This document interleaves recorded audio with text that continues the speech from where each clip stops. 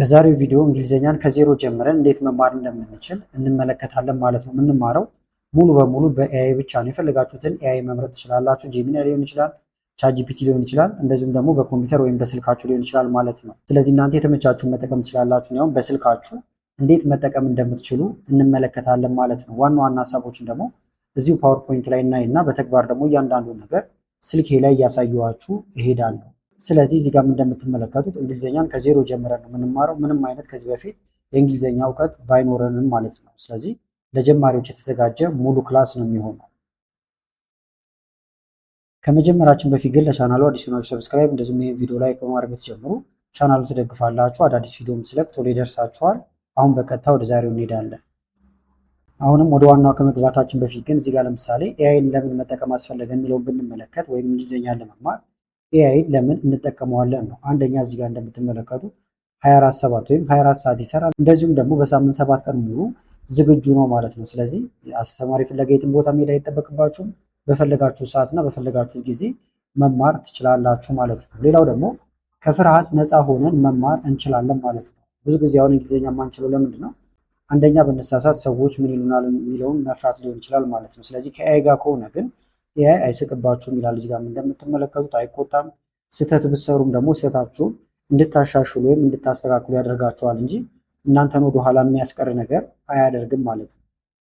ሌላው ደግሞ የአማርኛ ድጋፍ አለው። ይሄ ደግሞ ምንድን ነው? እናንተ አማርኛ ስለምትችሉ ወይም ሌላም ቋንቋ ሊሆን ይችላል እሱን እያስገባችሁ በእንግሊዝኛ መማር ይቻላል። ስለዚህ አሁን እኛ የዛሬ የተነሳንበት ርዕስ እንግሊዝኛን መማር ስለሆነ እኛ አማርኛ ብቻ ችለን እንግሊዝኛን እንዴት እንዲያስተምረን እንደሚያደርገን እንመለከትበታለን ማለት ነው።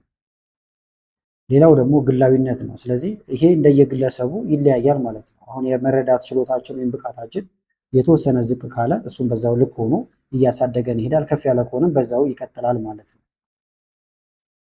ስለዚህ አሁን ያልናቸውን ሁሉ ለመማር ደግሞ የሚያስፈልጉን ቱሎች ወይም መተግበሪያዎች አሉ ማለት ነው። የመጀመሪያው ቻትጂፒቲ ነው ማለት ነው። ይሄ አሁን ለንግግር እንደዚሁም ደግሞ ለግራመርም አሪፍ የሆነ ቱል ነው ማለት ነው። ስለዚህ እንግሊዝኛን ቻትጂፒቲ ላይ መማር ትችላላችሁ ማለት ነው። ሁለተኛው ደግሞ ጉግል ጄሚናይ ነው። ይሄ ደግሞ ትክክለኛ የሆኑ መረጃዎችን በመስጠት ይታወቃል። እንደዚሁም ትርጉሞችንም ትክክለኛ ትርጉሞችን ይሰጣችኋል ማለት ነው። ስለዚህ መርጣችሁ መማር ትችላላችሁ። አሁን ዛሬ ማሳያችሁ በጉግል ጄሚናይ በስልካችን ይሆናል። ማይክሮሶፍት ኮፓይለትም አለ። ይሄ ደግሞ ከኢንተርኔት ጋር የተገናኙ መረጃዎችንም ቀጥታ ያመጣላችኋል። በጣም አሪፍ የሆነ ኤአይ ነው ማለት ነው። አሁን ሶስቱም ላይ በተለያየ ጊዜ የተለያዩ ቪዲዮዎችን ሰርቻለሁ። አጠቃቀማቸውን ከፈለጋችሁ መመልከት ትችላላችሁ። ስለዚህ እነዚህን አፖች አሁን ፕሌይ ስቶር ላይ ወይም አፕ ስቶር ላይ ገብታችሁ በነፃ ማውረድ ይቻላል ማለት ነው በስልካችን ለመጠቀም። ስለዚህ ይህን ካልን አሁን ወደ ደረጃ 1 መተናል ማለት ነው። ስለዚህ መማር የምንጀምረው አሁን ከዚህ ጀምሮ ነው። ደረጃ 1 ላይ ኤአይን ወደ መምህርነት መቀየር ይጠበቅብናል፣ ወይም ወደ አስተማሪያችን እንቀይረዋለን፣ ወይም ደግሞ ሴታፑን እናስተካክላለን ማለት ነው። ስለዚህ ትምህርቱን ከመጀመራችን በፊት እዚህ ጋር እንደምትመለከቱት ፕሮምፕት እንሰጠዋለን። ፕሮምፕት ማለት ለኤአይ የምንሰጠው ትዕዛዝ ማለት ነው። እዚህ ጋር ተመልከቱት። አንተ አሁን የኔ እንግሊዝኛ መምህር ነህ። እኔ ምንም እንግሊዝኛ ስለማልችል ሁሉንም ነገር በአማርኛ እንድታብራራልኝ እንፈልጋለሁ እለዋለሁ። ትምህርቱን በጣም ቀላል በሆኑ ቃላት ጀምርልኝ እለዋለሁ። ምክንያቱም ገና ጀማሪ ስለሆንን ማለት ነው። ስለዚህ ይህንን በድምፅ ሊሆን ይችላል ወይም ጽሑፉን በማስገባት ኤአይን ትጠይቃላችሁ ማለት ነው። ስለዚህ በኮምፒውተራችሁ ከሆነ ቀጥታ ጄሚናይ ብላችሁ ሰርች ማድረግ ይቻላል። እኛ በስልክ ነው የምናየው ብያችኋለሁ። እዚህ ጋር መታችሁ አሁን ያልኳችሁን ትዕዛዝ ማስቀመጥ ይቻላል ማለት ነው። አሁን ወደ ስልካችን ልውሰዳችሁ። ስለዚህ ጄሚናይ ከሌላችሁ ፕሌይ ስቶር ላይ ሄዳችሁ ማውረድ ይቻላል። ብዙዎቻችሁ ጋር ግን ስልካችሁ ላይ ይኖራል ማለት ነው። እንዳልኳችሁ ከሌለ እዚህ ጋር መታችሁ ጄሚናይ ብላችሁ ማውረድ ትችላላችሁ ማለት ነው። ቀጥታ ያመጣችኋል ወደዚህ። ጄሚናይ ማለላችሁ ቻትጂፒቲም ከፈለጋችሁ ማውረድ ይቻላል ከዚህ። ስለዚህ እኔ ጋር አሁን ስለወረደ ይሄኛው ነው። ጄሚናይን ልክፈተው። ለምሳሌ አሁን ኮምፒውተራችሁ ላይ በኢሜይል ከገባችሁ እንደምታዩት አሁን በኢሜይል ስለገባው እዚህ ጋር ኢሜይል ጽሑፍ ይታያችኋል፣ ወይም የስሜ መጀመሪያ ነው አካውንቴ ነው ይሄኛው። ኮምፒውተራችሁ ላይ ብትሄዱ ታገኙታላችሁ። የትም ቦታ አክሰስ ማድረግ ትችላላችሁ ማለት ነው። ስልካችሁ ላይም ኮምፒውተራችሁ ላይ። አሁን እዚህ ጋር ብንመጣ ሰርች ያረኳቸው ነገሮች እንዳለ እዚህ ጋር ይመጣሉ። አሁን ግን ወደ ትምህርታችን እንሂድና የቅድሙን ፕሮምፕት እዚህ ጋር ልጻፍለት። እንዲታያችሁ ግን ስልኬን ገልበጥ ላድርገው እንደዚህ። አሁን ስልኬን ገልብጨዋለሁ፣ በደንብ ይታያችኋል። እዚህ ጋር ማስገባት ነው። በድምፅ ከፈለጋችሁ እዚህ ጋር ታይፕ ማድረግ ትችላላችሁ ማለት ነው። ይህን ተጠቅማችሁ ማዋራት ከፈለጋችሁ ደግሞ እዚህ ጋር ማዋራት ትችላላችሁ ማለት ነው። አሁን እንጀምር። ተመልከቱ። አሁን ትዕዛዙን አስገብቼለታለሁ ቅድም ያነበብነውን አብረን ከዛ እዚህ ጋር እንልከዋለን። ስለዚህ እናንተም በዚህ ትምህርታችሁን አሁን ትጀምራላችሁ ማለት ነው። ተመልከቱ አሁን ጀምረናል ማለት ነው። በጣም ጥሩ ካለ በኋላ የተለያዩ እንትኖችን እዚህ ጋር እየሰጣችሁ ነው። እኛ በምንፈልገው መሰረት ከዛ እናስቀጥለዋለን። ከዛ ሌላ ጊዜ ስመጡ ቶሎ ለማግኘት እንዲመቻችሁ 3 ነጠብጣብ ከፊት ለፊቱ ታገኛላችሁ።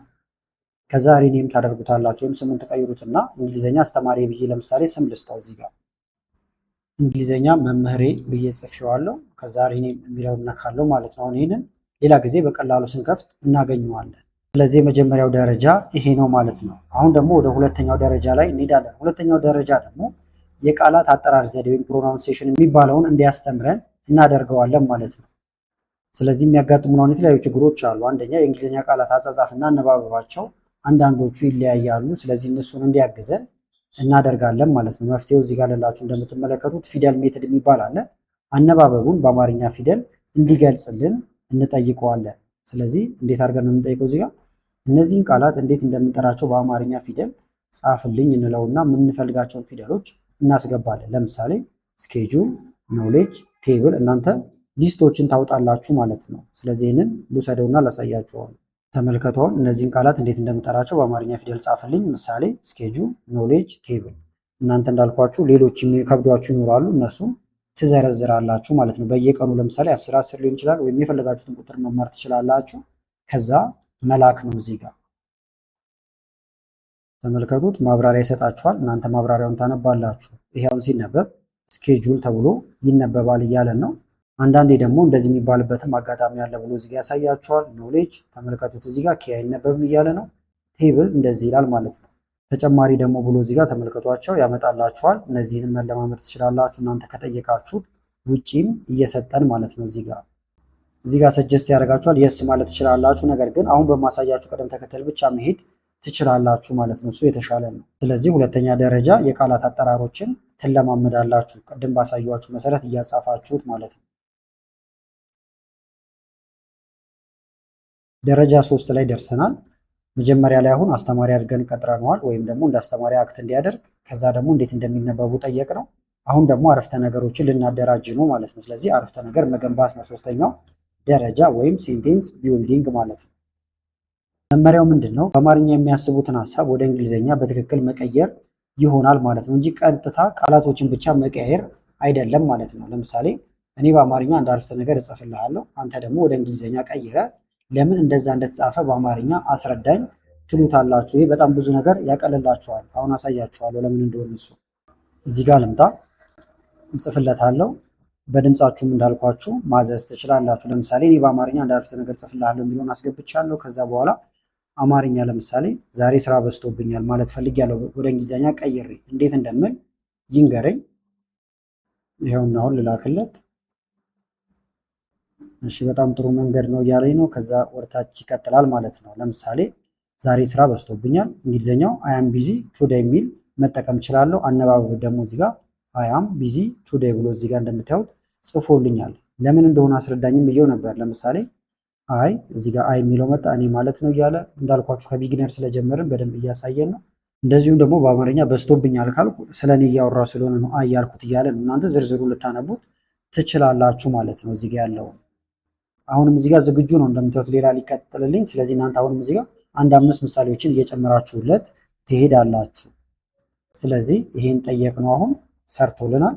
ዛሬ ስራ በዝቶብኛል። እናንተ ደግሞ እዚህ ጋር እንዳልኳችሁ ሌላ እየቀየራችሁ ይህን ፕሮምፕት ብቻ ተጠቅማችሁ በቀላሉ ብዙ አረፍተ ነገሮችን መስራት ትችላላችሁ። ይሄ ሶስተኛው ደረጃ ነው።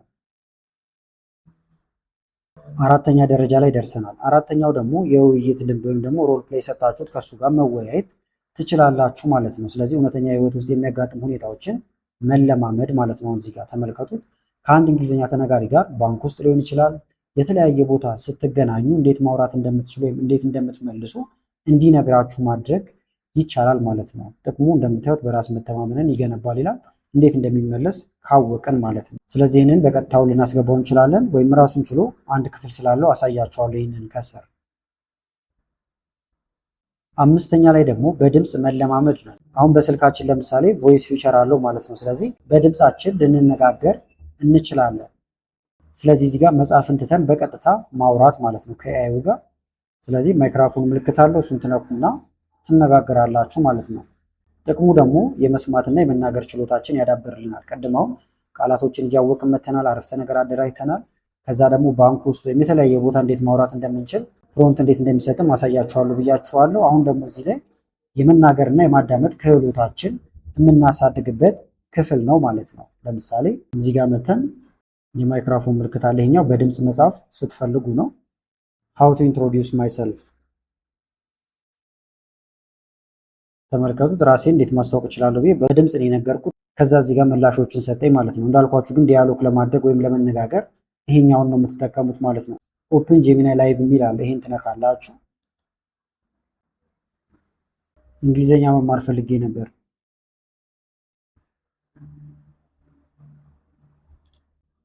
ስጨርሱ ኤክስ አርጋችሁ መውጣት ትችላላችሁ። በጣም ጥሩ ሀሳብ ነው። እንግሊዝኛን አብረን ደረጃ በደረጃ እንማራለን ብሎኛል ማለት ነው። እንዳልኳችሁ እዚህ ጋር መጣችሁ ዲያሎግ ማድረግ ወይም ከሱ ጋር መነጋገር ትችላላችሁ ማለት ነው። የ7 ቀን ፕላኑ ላይ በደንብ እናየዋለን አሁን ከዚህ ቀጥሎ ስለምንመለከተው። ስለዚህ እነዚህን 5 ደረጃዎች ካለፍን አሁን የ7 ቀን የልምምድ እቅድ አለ ማለት ነው። እሱን አብረን እንተገብራለን። እዚህ ጋር እንደምትመለከቱት ነው 7 ዴይ ሮድማፕ ይላል ማለት ነው። ስለዚህ በ7 ቀን እነዚህን ካደረጋችሁ በቀላሉ እንግሊዝኛን ማሻሻል ወይም መልመድ ይቻላል ማለት ነው። ለምሳሌ የመጀመሪያው ቀን ላይ ከሰኞ ብትጀምሩት ለምሳሌ ራስን ከማስተዋወቅ መጀመር ይቻላል ማለት ነው። ስለዚህ ስም፣ ስራና ማንነትን መግለጽ የመጀመሪያ ቀናችን ላይ የምናደርገው ይሆናል።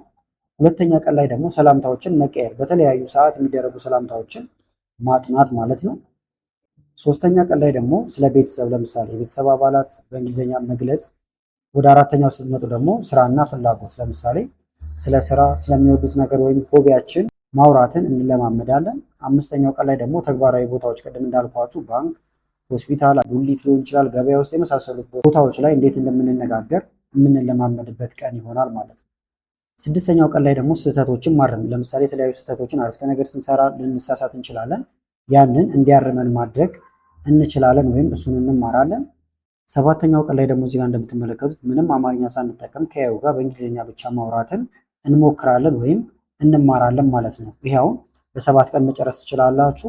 ካልተመቻችሁ ደግሞ 2 ሳምንት የምታደርጉ ትችላላችሁ። እንደየፍጥነታችሁ ይወሰናል ማለት ነው። ነገር ግን በ7 ቀን ውስጥም ማለቅ ይችላል። ስለዚህ ከመጀመሪያው ሳምንት እንጀምራለን። የመጀመሪያው ሳምንት አሁን ራስን ማስተዋወቅ ነው። ስለዚህ ለዚህም ይሆን ፕሮምፕት አሳያችኋለሁ እዚህ ጋር። ዓላማው ቅድም እንዳልኳችሁ ስም፣ እድሜ፣ የሚኖሩበትን ቦታ የመሳሰሉትን ነገሮች መናገር እንድንችል የምንለማመድበት ነው። የመጀመሪያው ለምሳሌ ኤአይውን ራሱ ልጠይቁ ትችላላችሁ። ስለ ራስህ አስተዋወቅ ማለት ትችላላችሁ ማለት ነው። ከዛ ደግሞ ወደ አማርኛ ተርጉሞ ማለት ይቻላል። በመቀጠል ደግሞ የእናንተን ዋና ዋና መረጃዎቻችሁን ሰጡትና እንዴት እነዛን ተጠቅማችሁ ራሳችሁን እንደምትገልጹ ትጠይቁታላችሁ። ፕሮምፕቱን እዚህ ጋር አለላችሁ። ስለዚህ ለኤአዩ ምንድን ነው እንችላለን፣ እባክህ ራሴን በእንግሊዝኛ እንዴት ማስተዋወቅ እንደምንችል አሳየኝ። ስሜ የራሳችሁን ስም ታስገባላችሁ ይባላል። የምኖረው እዚህ ነው። ስራዬ ደግሞ ይሄ ነው ብላችሁ እዚህ ጋር ስራችሁን ታስገባላችሁ። ይህንን በ3 አይነት መንገድ ተመልከቱታው። ራሳችን አሁን ለጓደኛ የምናስተዋውቅበት፣ ለስራ፣ ለኢሜይል ሁሉም የተለያዩ ናቸው ማለት ነው። ስለዚህ በ3ቱም መንገድ እንዲያሳየን እናደርጋለን። ይሄ ሁሉ እየሆነ ያለው መቼ ነው? በመጀመሪያው ቀን ላይ የምንለማመደው ነው። ስለዚህ ይህን ጠይቀን እንምጣ። ቀጥታ ኮፒ አድርግ ያለው ጥያቄውን እናንተ ትጽፋላችሁ። እዚህ ጋር ግን ስማችን ልቀይርለት። ለምሳሌ እዚህ ጋር ስሜ ልንገረው። ስሜ አድናቆት ነው አልኩት። የምኖረው ደግሞ ቦታዬን ልንገረው። እዚህ ጋር የምኖረው አዲስ አበባ ነው አልኩት። ስራዬንም እዚህ ጋር አስቀምጥለታለሁ። ኢንጂነር አልኩት። ከዛ በኋላ ይህንን ደል በለውና ልላክለታው። ተመልከቱት፣ ስሜን ከማድነቅ ጀምሮ ከዛ ወደ ዋናው ጉዳይ ይሄዳል ማለት ነው። ጓደኛ ወይም ኢንፎርማል ነው ይሄኛው፣ ወይም ለቅርብ ሰው ማለት ነው። ይህ መንገድ ቀላልና ለጨዋታ ዘና ያለ ነው እያለን ነው ማለት ነው እንደምታየው። ስለዚህ እንግሊዝኛ ላይ ለምሳሌ ሃይ አይ አም አድናቆት፣ አይ ሊቭ ኢን አዲስ አበባ ኤንድ አይ አም አን ኢንጂነር። በዚህ መንገድ ጨረሰው ማለት ነው። አነባበቡ ደግሞ እዚህ ጋር ተመልከቱት፣ በአማርኛ ቁጭ ብሏል ማለት ነው። ስለዚህ ይህን ታነባላችሁ። እርግጠኛ መሆናችሁን በዚህ ቼክ ታደርጋላችሁ። ማብራሪያው ደግሞ አለላችሁ እዚህ ጋር ማለት ነው። አያም የሚለው እንደዚህ እያለ ይነግራችኋል። ለስራ ቃለ መጠይቅ ሲሆን ደግሞ ወይም ደግሞ ፎርማል ሲሆን ደግሞ እዚህ ጋር አለላችሁ ማለት ነው። ከዛ አነባበቡ እዚህ ጋር አለ። ማብራሪያ ደግሞ እዚህ ጋር ይሰጣችኋል። ለኢሜይል ሲሆን ደግሞ እዚህ ጋር ፕሮፌሽናል ባዮ የሚል አለላችሁ ማለት ነው። ለምሳሌ ዲር ብላችሁ መጀመር ትችላላችሁ። ከዛ የምጽፉለት ሰው እዚህ ጋር ይቀመጣል። ስማችሁን አስተዋወቃችሁ እዚህ ጋር። ከዛ ደግሞ ፖዚሽናችሁን ወይም ስራችሁን ተናገራችሁ፣ አድራሻ ተናገራችሁ ማለት ነው። አነባበቡንም እዚህ ጋር እንደምታዩት ይቀጥልላችኋል። ማስታወሻ ብሎ ደግሞ ከስር ያመጣላችኋል ማለት ነው። ስለዚህ ለምሳሌ ኢንጂነር ሲጻፍ አን የተጠቀምኩት በኢ ስለሚጀምር ነው እያለ ነው። ስለዚህ ዝርዝር ነገሮችን ሁሉ መማር ትችላላችሁ እዚህ ጋር። ስለዚህ ይህንን የመጀመሪያ ቀን ላይ እንማረዋለን፣ በቃላችን ደግሞ እንይዘዋለን ማለት ነው። ከዛ ይህንን መደጋገም ይሆናል።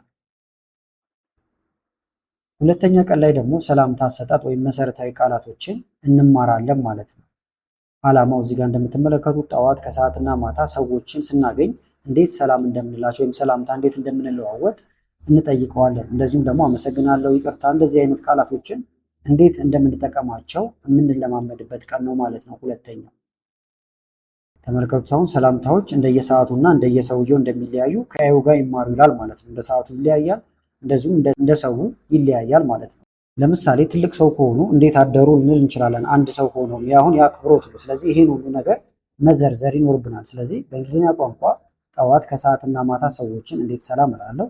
አንደኛ በአክብሮትና በጓደኝነት መካከል ያለውን ልዩነትም አሳየኝ ወይም አብራራልኝ እለዋለሁ። ስለዚህ ይህን ሰጥቼው ልምጣው አስገብቼለታለሁ። እዚህ ጋር ልላክለት።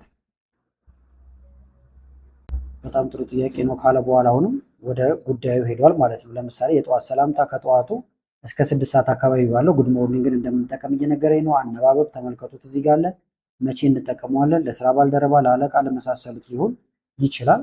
በጓደኛ ወይም ኢንፎርማል ሲሆን ደግሞ ሞርኒንግ ብቻ ማለትም እንደምንችል እየነገረን ነው ማለት ነው። ለቅርብ ጓደኛ፣ ለቤተሰብ ጉድ የሚለውን መተው እንደምንችልም እየነገረን ነው ማለት ነው። ከ6 ሰዓት በኋላ ከሆነ ደግሞ ወይም እስከ ምሽቱ 12 ሰዓት ባለው ውስጥ እዚህ ጋር እንደምትመለከቱት ጉድ አፍተርኑን ልንል እንችላለን ማለት ነው። መቼ እንጠቀመዋለን? በስራ ሰዓት ለሚገጥሙን ሰዎች ይላል ማለት ነው። ለጓደኛ ፎርማል ከሆነ ደግሞ ሃይ ወይም ሄሎ ማለት እንደምንችልም እየነገረን ነው ባጭሩ። ከሰዓት በኋላ አፍተርኑን ብቻ አይባልም እያለን ነው። ጠዋት ላይ አሁን ሞርኒንግ ብለን ነበር፣ አሁን ግን አይባልም እያለን ነው ማለት ነው። ከመሸ ደግሞ ጉድ ኢቭኒንግ እንደምንል እየነገረን ነው። ማንበብ ካቃተን ደግሞ እዚህ ጋር ጉድ ኢቭኒንግ ብለን አማርኛውን እናነበዋለን። መቼ እንደምንጠቀመው እዚህ ጋር አለ። በጓደኝነት ሲሆን ደግሞ እዚህ ጋር እንደምታዩዋቸው እነዚህን አማራጮች ሄ ወይም ደግሞ ሄዜር ማለት እንደምንችል እየነገረን ነው ማለት ነው። ጉድ ናይት ደግሞ እዚህ ጋር እንደምትመለከቱት ደህና አደር ማለት እንጂ እንደምናመሸ እንዳልሆነ እያሳሰበን ነው። ጀማሪ ናቸው ብሎ ስለሚያስብ ነው ይህን ሁሉ በዲቴል እያብራራልን ያለው። እዚህ ጋር ደግሞ ሁኔታዎችን ይነግራቸዋል። ለምሳሌ በአክብሮት ወይም ፎርማል ሲሆን የከበረ ስርዓት፣ አሰጣጥ የመሳሰሉት እያለ ይቀጥልላቸዋል። በጓደኝነት ደግሞ ቀለል ያለ ዝርዝሮቹን እናንተ ልታነቧቸው ትችላላችሁ። እዚህ ጋር ሶስተኛው ቀን ላይ ደግሞ ስለ ቤተሰብ ማውራት እንማራለን ማለት ነው። ቶኪንግ አባውት ፋሚሊ ነው። ስለዚህ ይሄ ደግሞ ስለ ወላጆች፣ እህት ወንድሞች እንዲሁም ስለ ትዳር ልጆች መግለጽ መቻል ይኖርብናል። እሱም ሶስተኛው ቀን ላይ እንማራለን። ስለዚህ የቤተሰብ አባል መጠሪያዎችን ማወቅ አለብን። እዚህ ጋር እንደምታዩዋቸው አክስት፣ አጎት፣ የአጎት ልጅ እንደዚህ የመሳሰሉትን ነገሮችን ማጥናት ማለት ነው። ስለዚህ ሊያየው የምንሰጠው ስለ ቤተሰብ ማውራት እፈልጋለሁ፣ ስንት ወንድምና እህት እንዳሉኝ፣ ወላጆች ምን እንደሚሰሩና የት እንደሚኖሩ የሚገልጽበትን አጭር አንቀጽ በእንግሊዝኛ አዘጋጅልኝ፣ አነባበቡንም በአማርኛ ፊደል ጻፍልኝ እንለዋለን። ይህን እያስቆማችሁ ከዚህ መውሰድ ትችላላችሁ። ቴሌግራም ላይም አስቀምጥላችኋለሁ ከፈለጋችሁ ፕሮምቱን እዚህ ጋር የተጠቀምኳቸውን እንዳለ። ስለዚህ እዚህ ጋር እንምጣና ደል በለው ወይም ልላክለት። ኮፒ እያደረግኩኝ ስለሆነ ነው እኔ። በጣም ጥሩ ነው አለኝ እዚህ ጋር እንደምትመለከቱት። ከዛ በኋላ ግን አጭርና ግልጽ የሆነ አንቀጽ ከታች አዘጋጅቻለሁ እያለን በቅንፍ ውስጥ ያሉኝን እንትኖች መናገር እችላለሁ ማለት ነው። የእህት የወንድም ቁጥሮችን ለምሳሌ ስለ ቤተሰቦቼ ለማስተዋወቅ እዚህ ጋር እንደምትመለከቱት አይ ሃቭ ኤ ወንደርፉል ፋሚሊ። ከዛ ደግሞ አይ ሃቭ እዚህ ጋር ቁጥሩን ታስገባላችሁ። ሁለት ወንድም ካላችሁ ለምሳሌ አይ ሃቭ ቱ ብራዘርስ ኤንድ እዚህ ጋር ደግሞ ሲስተርስ፣ ለምሳሌ 3 ከሆኑ 3 ሲስተርስ። ከዛ እዚህ ጋር ይቀጥላል ማለት ነው። ቤተሰቦች የሚኖሩበት ቦታ እያለ ይቀጥላል። በአማርኛ ደግሞ እዚህ ጋር ልላችሁ አይ ሃቭ ኤ ወንደርፉል ፋሚሊ አይ ሃቭ ብሎ ቁጥር እያላችሁ ነው። እዚህ ጋር ቁጥሩን እናንተ ናችሁ የምታስገቡለት ማለት ነው። ለምሳሌ 2 ወንድም 1 እህት ቢኖርህና ወላጆች አዲስ አበባ ቢኖሩ እንደዚህ ብለህ ማስተዋወቅ ትችላለህ እያለ አስቀምጦልኛል። ይሄንን እያነበብኩኝ እለማመዳለሁ ማለት ነው። እዚህ ጋር እንደምትመለከቷቸው ቮካብለሪም አለው ማለት ነው። እያንዳንዱ ነገር ምን እንደሆነ እያብራራ ያስቀምጥላችኋል። አንድ ወንድም ብቻ ካለ ብራዘር ሳይባልም እንደምታዩት ኤስ የለውም ብራዘር ትላለህ እያለ ነው ማለት ነው። ኤስ የሚጨመረው ከአንድ በላይ ነው ይላል። ቀጣዩ እርምጃ ይላችኋል። እናንተ ይህንን ትከተሉታላችሁ። ስለዚህ ስለ ቤተሰባችን መግለጽ ቻልን ማለት ነው። አራተኛው ቀን ላይ ደግሞ ስለ ስራ እንደዚሁም ስለ ፍላጎታችን የምናወራበት ወይም የምንማርበት ቀን ይሆናል። በየቀኑ የሚሰሩትን ስራና በትርፍ ጊዜ ምን ማድረግ እንደሚወዱ መግለጽ ማለት ነው ዓላማው። ስለዚህ እናንተ ምንድን ነው የምታደርጉት? ሊያዩ የትርፍ ስራ ስራችሁን ትነግሩታላችሁ። ኳስ መጫወት ወይም ኳስ ማየት ሊሆን ይችላል፣ መጽሐፍ ማንበብ፣ እነዚህን የመሳሰሉትን ወደ እንግሊዝኛ እንዲቀይርላችሁ ይህም ፕሮምፕት መስጠት ይቻላል ማለት ነው። ለአዩ የምንጠይቀው ጥያቄ ስለ ስራዬና ስለ ትርፍ ጊዜ ማውራት እፈልጋለሁ፣ የኤክሴል ባለሙያ ነኝ እና በትርፍ ጊዜ ቪዲዮ መስራት እወዳለሁ የሚለውን በእንግሊዝኛ እንዴት ነው የምገልጸው?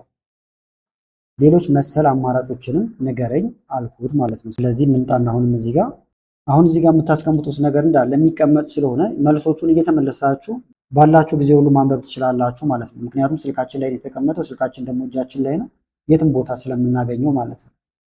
በጣም ጥሩ። ሙያህን የምትወደውን ነገር ወይም ሆቢ ለመግለጽ የሚረዱ ብሎ ከስር አምጥቶልኛል። ዳይሬክት ትራንስሌሽን ወይም ቀጥታ ትርጉም ብሎ እዚህ ጋር አምጥቶልኛል።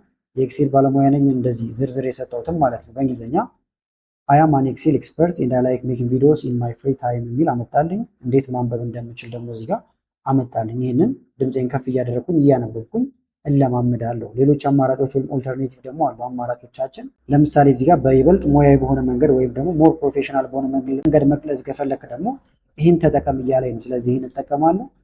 በአማርኛ ደግሞ ከስር ተጽፎልኛል። ይሄንን አነባለሁ ማለት ነው። ትርጉሙ ደግሞ እዚህ ጋር አለላችሁ። ቀለል ባለ መንገድ ደግሞ ወይም ደግሞ ፍሬንድሊ በሆነ መንገድ መግለጽ ከፈለጋችሁ እዚህ ጋር ያለውን መጠቀም ትችላላችሁ ማለት ነው። ይሄኛው እንደየስራ ዘርፋችሁ ይለያያል።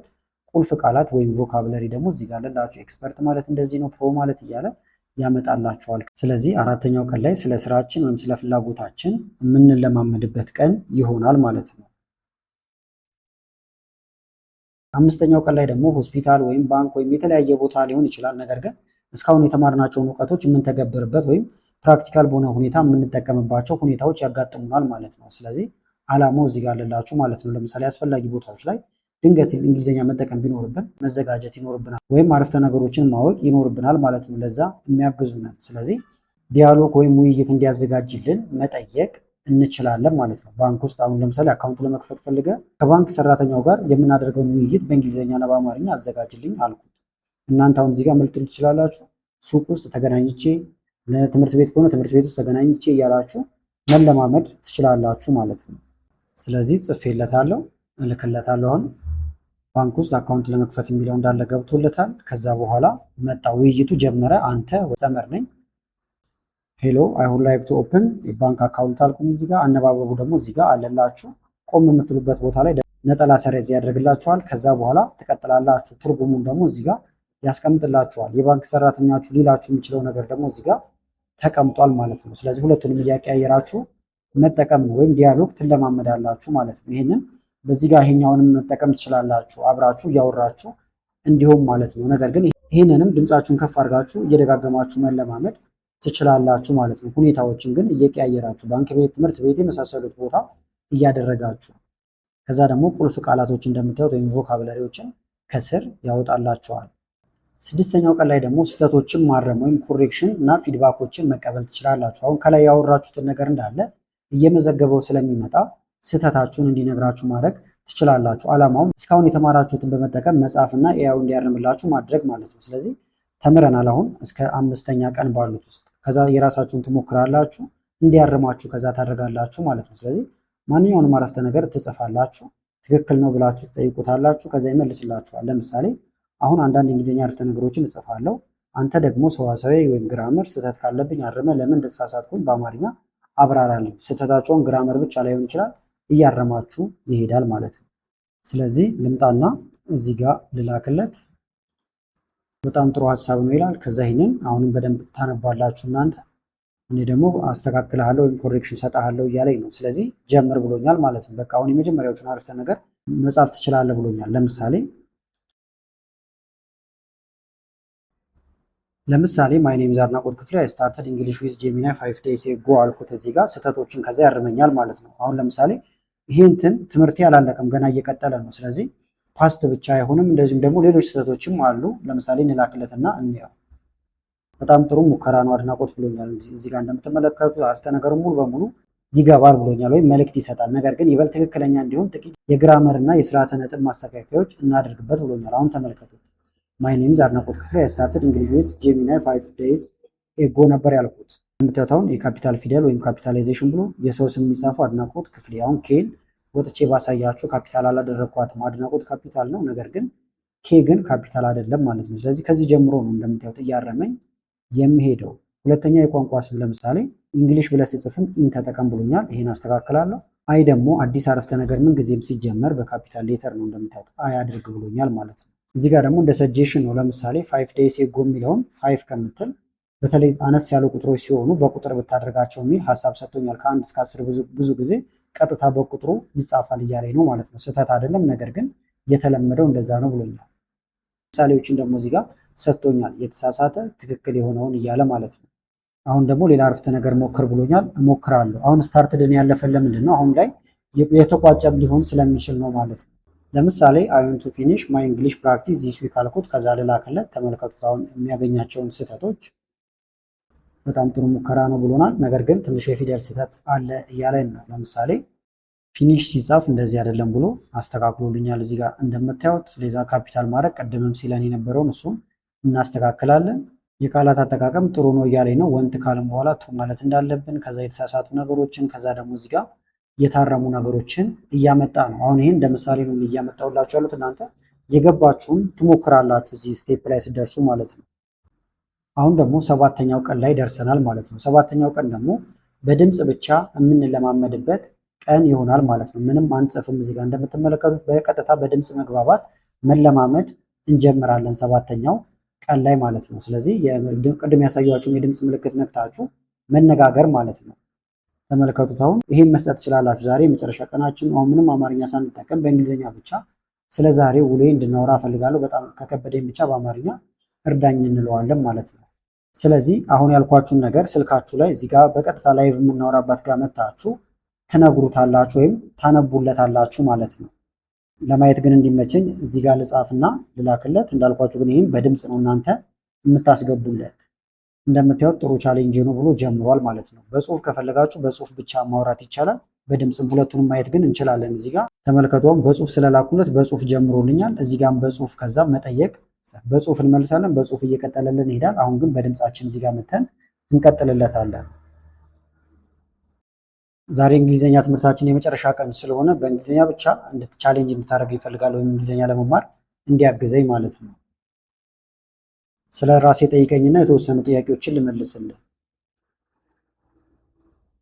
ተመልከቷቸው፣ እሱም እየመለሰልኝ ነበር። እዚህ ጋርም እየጻፈ ያስቀምጣል ማለት ነው። ለምሳሌ ስለ ራሴ ጠይቀኝና የተወሰኑ ጥያቄዎችን ልጠይቅ ነው ያልኩት፣ ነገር ግን ልመልስልህ ማለት ነበረብኝ። በድጋሚ መጠየቅ ስለምንችል ምንም ችግር የለውም ማለት ነው።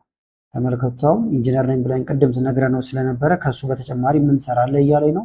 ከዛ ደግሞ ስለ ሆቤም እየጠየቀኝ ነው። ስለዚህ ይህንን በየቀኑ ትለማመዳላችሁ ማለት ነው። ይህን ከ7 ቀንም ልጨምሩበት ትችላላችሁ። ምክንያቱም የመናገር ክህሎት ለማዳበር ስለሆነ እሱ ደግሞ በአንዴ ላንችለው ስለምንችል በየቀኑ ግን ፕራክቲስ በማድረግ መለማመድ እንችላለን ማለት ነው። ከዛ በተጨማሪም ጥያቄዎችን እንዲያወጣላችሁ እንዲፈትናችሁ የመሳሰሉትን ማድረግ ይቻላል። እዚህ ጋር ግን ግልጽ እንዲሆንላችሁ የእሱንም ምላሽ ለምሳሌ ላሰማችሁ። እስካሁን እኔ ያወራለሁ፣ ከዛ ግን ሲጽፍ ነው እንጂ ድምፁን ካልሰማችሁት ማለት ነው። እዚህ ጋር እንምጣና ለምሳሌ ሰላም ነው። I'm doing well. Thanks for asking. What did you get up to today? ያያችሁት አሁን እኔ በአማርኛ ነው ሰላም ነው ብዬ የጠየቁት፣ ነገር ግን በእንግሊዝኛ ብቻ አወራኝ ስላልኩት በእንግሊዝኛ መልሶልኛል ማለት ነው። ስለዚህ ከዚህ ቀጥሎ ደግሞ ንግግራችንን በእንግሊዝኛ ብቻ እንቀጥላለን ማለት ነው። ከሱ ጋር እዚህ ጋር መተን እየነካን ይሄንን። አሁን ደግሞ መታወቅ ያለባቸው ወይም ኮመን ሚስቴክ የሚባሉትን እናያለን። አንደኛ ቃል በቃል ለመተርጎም መሞከር ማለት ነው። እንግሊዝኛና አማርኛውን ለምሳሌ ቀጥታ ቃል በቃል ወይም መስመር በመስመር ላይተረጎም ይችላል። ብዙ ጊዜም አይተረጎምም። እሱን ማወቅ ይኖርብናል ማለት ነው። ሌላው ደግሞ ፍጹም ለመሆን መሞከር ነው። ለምሳሌ እየተማርን በጣም ብዙ ስህተቶችን ልንሰራ እንችላለን። እሱን መቀበል አለብን። ከዛ ግን ከስህተታችን መማር ነው እንጂ ያለብን መተው የለብንም ማለት ነው። ሌላው አለመድገም ነው። አሁን ለምሳሌ በቀን 15 ደቂቃ እንኳን ቢሆን ሳናቋረጥ መለማመድ ይኖርብናል። አሁን የ7 ቀን አሳየኋችሁ። ስለዚህ ጊዜ ሰጥታችሁ ካልተለማመዳችሁት ይረሳል ማለት ነው። በተለይ ፕራክቲስ የሚደረግበት በቮይስ የምናወራበት መደጋገምን ይጠይቃል። ሌላው ደግሞ መፍራት ነው። ስለዚህ ምንም አይነት ነገር መፍራት የለብንም። እዚህ ጋር እንደምታዩት ኤአዩ አይስቅባችሁም ይላል። እንደዚሁም የፈለጋችሁትን መጠየቅ እንደምችሉም እየነገረን ነው። ሰውም ቢሆን መፍራት የለብንም። ነገር ግን ኤአይ ላይ ሲሆን ደግሞ ፍራቻችን የበለጠ መወገድ ይኖርበታል ማለት ነው። ስለዚህ እንደማጠቃለያ መማር አሁን ዛሬውኑ መጀመር ይኖርብናል ማለት ነው ሁላችንም። ስለዚህ አሁን ባሳየኋችሁ መንገድ እንግሊዝኛን ለመማር ይቀላችኋል ብዬ አስባለሁ። ቪዲዮ ከተመቻችሁና በቀጣይም እንዲህ አይነት ቪዲዮዎችን ሰራላችሁ ከፈልጋችሁ ቪዲዮ ላይክ በማድረግ እንደዚሁም ኮመንት ላይ የተለያዩ አስተያየቶችን በመጻፍ አሳውቁን። ከላይ ኢንስክሪፕት ላይ የምታዩቸው ቪዲዮዎች አሉ፣ እነሱን የምታዩ ጋበዝኳችሁ። አመሰግናለሁ በጣም ቻው።